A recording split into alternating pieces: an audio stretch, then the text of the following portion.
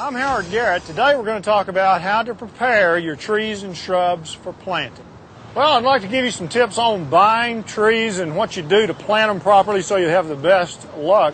A lot of times when you pick out a tree at a nursery, there'll be a stake like this. I don't like stakes, and if you can possibly do it without the tree just falling over, try to remove those stakes. You can tell how even the plastic that was there has already started to damage the bark a little bit, and it can cut on in and do further damage. The next step is to take the plant completely out of the container, and I'll show you something that might surprise you. A lot of this soil and these roots that you see that look like birds' nests, those are artificial roots that are growing up. What we're after here is to establish the true top of the root ball, the root flare. And unfortunately, most of the trees that you'll find in nurseries are not like this. You won't see this flare. You won't see the true crown. It'll be too deep in the container. Sometimes it'll be more like this. This tree was not that bad.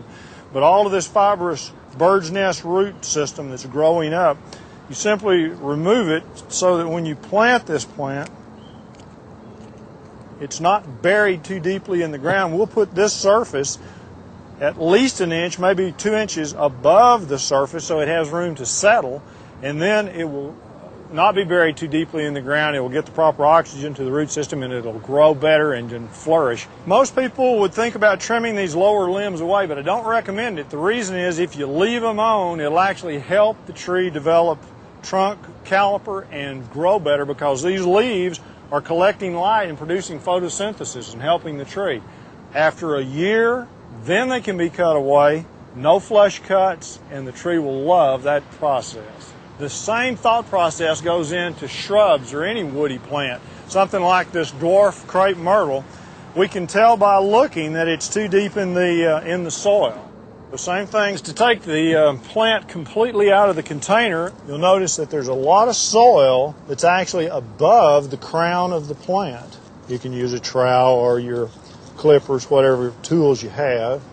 Be careful to avoid injuring the trunk and the true root flare. These little roots that are all up above the ball, and that doesn't hurt the plant at all. It does just the opposite. When it's planted properly, the plant will take off and grow much better.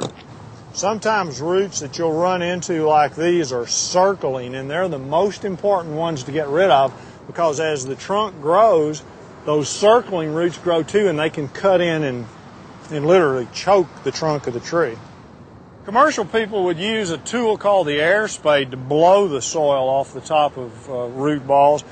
A good thing for the homeowner to use is a whisk broom, as you can expose the flare. We're not down far enough yet. That may surprise most people.